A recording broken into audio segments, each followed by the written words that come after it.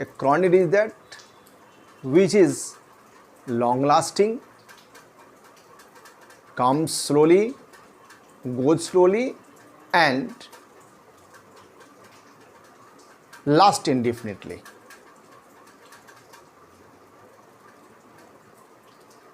अभी ये जो हम एप्रिज्म पढ़ने जा रहे हैं वो एप्रिज्म है 74 एंड 75। ये 74 और 75 ये बहुत इम्पॉर्टेंट है, खास के हम लोगों की वैसी चिकित्सा के लिए, वैसे ट्रीटमेंट के लिए जहाँ की हम किसी अदर पैथी से आते हैं, हमारे पेशेंट किसी अदर पैथी से आते हैं। विशेष करके मैं वैसे पैथी में से कहूँगा जैसे फॉर एग्जाम्पल एलोपैथी। ऐसा नहीं कि होम्योपैथिक ट्रीटमेंट में आने वाले मरीज से भी परेशानी नहीं होती है, उससे भी होती है। हमारे जो होम्योपैथिक ब्रेथरेंस हैं, जो यंग फिजिशियंस आ रहे हैं, उनका जो ट्रीटमेंट होता है उनसे भी परेशानी होती है, खास के वैसे प्रोफेशनल्स को, वैसे डॉक्टर्स को जो कि क्लासिकल ट्रीटमेंट देते हैं।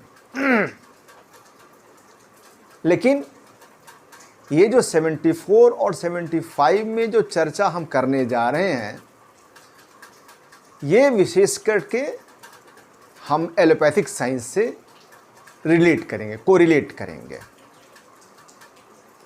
तो उसमें हम जानते हैं कि क्रॉनिक डिजीज किसको बोलते हैं। Chronic disease are those which come slowly, goes slowly and last indefinitely until and up to death। Chronic disease के बहुत सारे टाइप्स ही बताए गए हैं, लेकिन हम जो आज चर्चा करने जा रहे हैं उन क्रॉनिक डिजीजों में से एक, that is most important, artificial chronic disease. ये आर्टिफिशियल डिजीज क्रॉनिक होता क्या है, तो इसको वैसे करो, पार्ट मार दो। आर्टिफिशियल इन हिंदी बनावटी, बनाया गया, तैयार किया गया, क्रिएट किया गया। माने ऐसा डिजीज, ऐसा क्रॉनिक डिजीज जिसको कि बनाया गया है, आर्टिफिशियली तैयार किया गया है। ये आर्टिफिशियली क्रॉनिक डिजीज तैयार किया गया है, विशेष करके वैसा एलोपैथिक ड्रग्स, एलोपैथिक मेडिसिन। मेरे कहने का यह सेंस नहीं कि allopathic medicine is not beneficial, मेरे कहने का कतई सेंस नहीं है। Allopathic medicine is also useful, लेकिन हमारे मास्टर हैनीमैन बोलते हैं कि if you use the allopathic medicine if you use the allopathic medicine prolonged, अगर आपने एलोपैथिक दवाओं का सेवन बहुत लंबे समय तक किया है, number 1,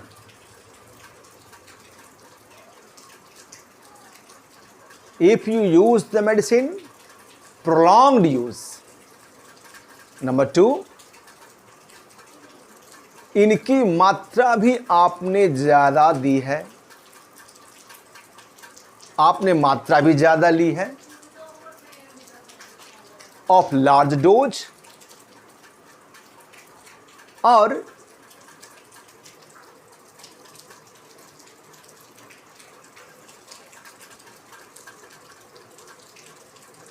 large dose and in increasing dose, और बढ़ाते हुए क्रम में अगर आपने इस्तेमाल किया है। आओ इसको 3 एग्जाम्पल देख करके इसको हम समझेंगे। नंबर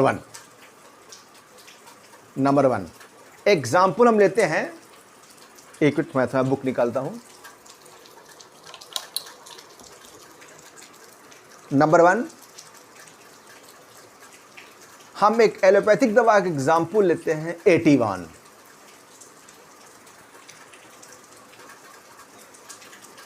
यह एटीवान एक एंटी एंग्जाइटी मेडिसिन है।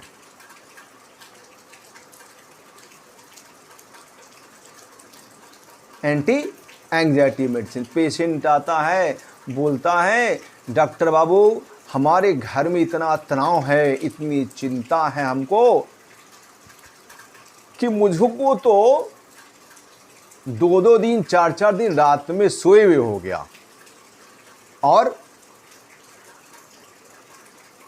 जब नींद भी आती है तो थोड़े क्षणों के लिए आती हैं, और उसके बाद फिर मैं जग जाता हूँ, लगता है जैसे कब सुबह हो गई, लेकिन जब मैं सुबह उठता हूँ तो अपने आप को फ्रेश महसूस करता हूँ। लगता है क्या कि हमने तो झपकी ली ही नहीं। अब इन परिस्थितियों में अगर वह व्यक्ति अगर एटीवान लेता है, जो एंटी एंग्जाइटी मेडिसिन है, बोलेगा डॉक्टर साहब मैंने जो 25 mg की दवा खाई, इतनी अच्छी नींद इतनी अच्छी नींद कि इस नींद में तो मैंने लगभग 2 महीने तक जो नींद नहीं आई थी, मुझको नींद आई है। डॉक्टर साहब कहाँ वो चिंता फिकिर सब भुला गया हम। After taking 15 days this of एंटीवान, पेशेंट आता है डॉक्टर साहब अब फिर मेरे को नींद नहीं आ रही है। वो डॉक्टर साहब उसकी मात्रा को बढ़ा दिए, इनलार्ज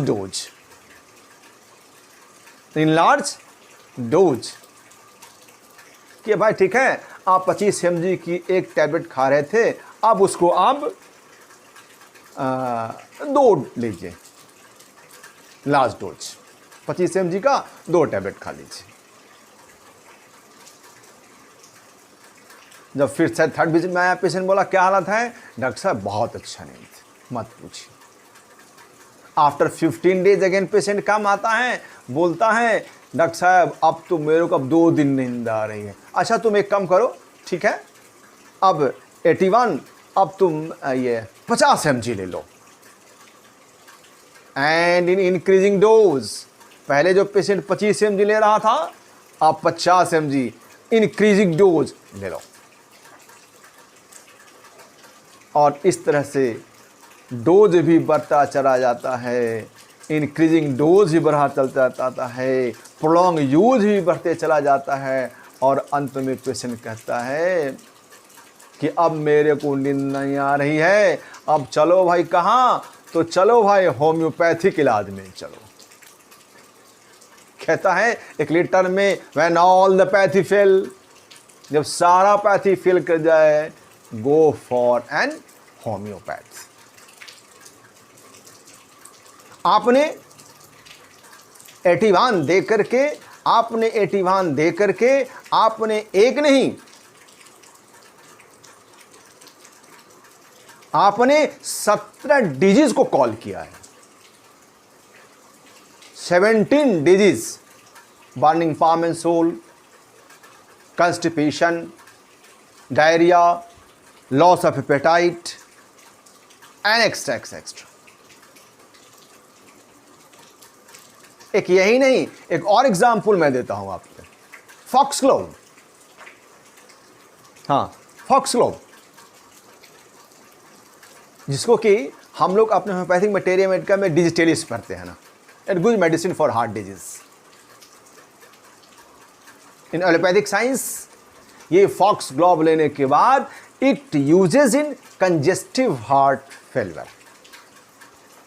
इसको यूज किया जाता है। बाकाई it is a very good medicine, truly it is a very good medicine for congestive heart failure. और इन इमरजेंसी, हमको इमरजेंसी में इन दवाओं को लेना ही चाहिए। लेकिन माय डियर फ्रेंड, जब इसी दवा का हम एब्यूज करते हैं, जिन्हें लैक ऑफ नॉलेज नहीं है कि कहाँ हमको इसका प्रॉपर यूज करना चाहिए, कहाँ इस फॉक्सग्लोव को, कहाँ इस डिजिटेलिस को हमको विड्रॉ करना चाहिए, जो नहीं जानते हैं, अब्यूज करते हैं my dear friend, this digitalis can cause DEATH, death.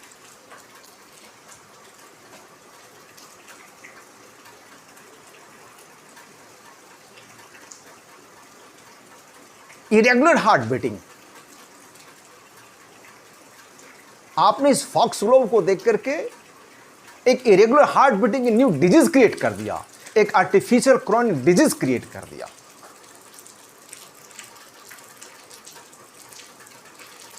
मैं इस बात से सहमत हूं कि इस फॉक्सग्लोव की आवश्यकता पड़ती है, it is A life saving drug. लेकिन कब? व्हेन वी यूज, हम जब इसका इस्तेमाल करते हैं वेरी कॉशियसली, वेरी इंटेलिजेंटली। एक तीसरा एग्जाम्पल देख के मैं खत्म करूंगा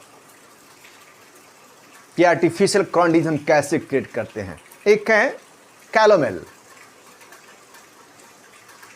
इसको हम एक प्यूरिगेटिव्स के नाम से भी जानते हैं, जो उसको हिंदी में कहते हैं दस्तावार दवाएं, पेट को साफ करने वाली दवाएं। एक एग्जाम्पल देंगे अपने प्रैक्टिस लाइफ से और फिर मैं इसको कंक्लूड कर दूंगा इस अप्रैल 74 और 75 को। एक पेशेंट आया मेरे पास, तो वो बोला, मैंने पूछा कि क्या दिक्कत है आपको? कहा कि डॉक्टर साहब मेरे को पैखाना नहीं हो रहा है। मैं कितना दिन से नहीं हो रहा है आपको? कहा कि कब से कम पैखाना गए हुए सर हमको 16 दिन हो गया। हम कहा अरे बाप रे, 16 दिन से पैखाना नहीं गया है या और क्या क्या दिक्कत हुई? डॉक्टर साहब मत पूछिए क्या क्या दिक्कत है, मेरे पेट में गैस बन रहा है, डकार आ रही है, कलेजा जल रहा है।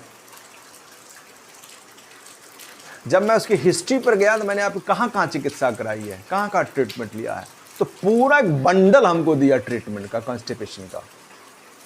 क्या क्या वो प्यूरिगेटिव्स, क्या क्या वो पेट साफ करने वाला 1 mg 25 mg 50 mg क्या क्या करा करके ले आया। क्या हुआ था यार? तो कहा कि सर क्या कहते हैं पेट साफ नहीं होता। एक बार गए तो दवा दिए, 4-5 दिन तक बहुत अच्छा पैखाना हुआ, फिर कब्जियत हो गया।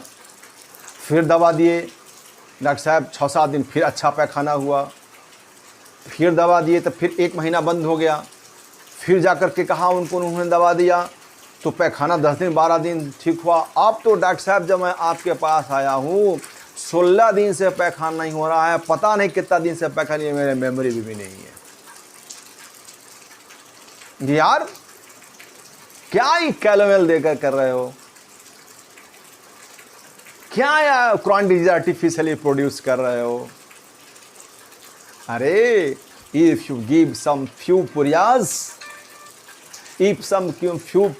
और होम्योपैथिक ड्रग्स, अगर होम्योपैथी की कुछ पुरियाएँ दे देते खाने के लिए, काम उसका ख़त्म हो गया रहता, कॉन्स्टिपेशन उसका चला गया। मैंने उसका पूरा डिटेल केस टेकिंग किया और डिटेल केस टेकिंग करने के बाद मेरे को उसका मेडिसिन आया लाइकोपोडियम। मैंने उसको 200 पावर का 3 खुराक बना करके दे दिया। मैंने कहा ये सुबह सुबह की खुराक खा करके मेरे को फिर 15 दिन के बाद मिलना।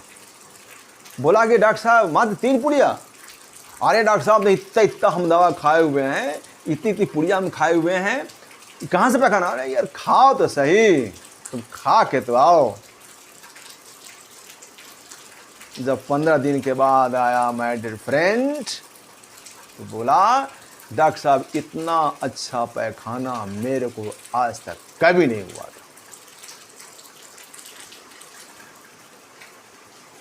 माय डियर फ्रेंड, आपने 3 एग्जाम्पल देखा कितना आर्टिफिशियल क्रॉनिक डिजीज पैदा करते हैं किसी पेशेंट के लिए। पेशेंट का लाइफ थ्रेटनिंग चला जाता है, in the life death.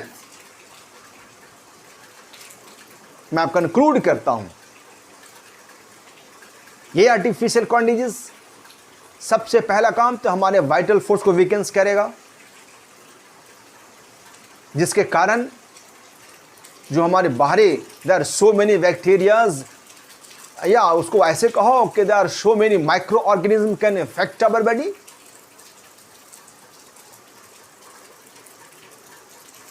Stop function of somebody, बंद कर देगा, डायलेट कर देगा, कॉन्ट्रैक्ट कर देगा, रिलैक्स कर देगा, इंड्यूरेट कर देगा, और लास्टली में डेथ इज कॉजिंग और any permanent damage to this part. My dear friend, इसलिए हमको कोई भी कोशिश करनी चाहिए कि हम आर्टिफिशियली कोई डिजीज प्रोड्यूस ना करें जहां तक संभव हो सके। और मैं माय डियर फ्रेंड आपको कहूंगा कि हमारे एलोपैथिक वैद्य नहीं, हमारे जो अपने होम्योपैथिक बंधु हैं वो भी डिजीज क्रिएट क्या करते हैं।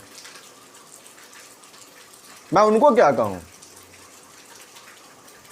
अपना दोष देखना चाहिए व्यक्ति को, हम कहां दोषी हैं।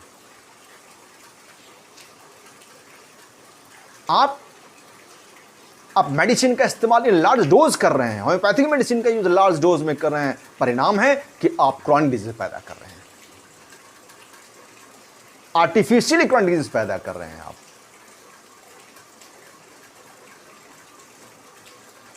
माय डियर फ्रेंड, इसलिए मैं आप लोगों को सजेस्ट करूंगा कि those who are young physician very minutely observe this artificial chronic disease, and it is most difficult to cure. Artificial disease most difficult to cure, my dear friend. Use cautiously. Thank you. अगले class में मैं आप लोगों को एप्रिज्म 76 और 77 पढ़ाऊंगा। Thank you.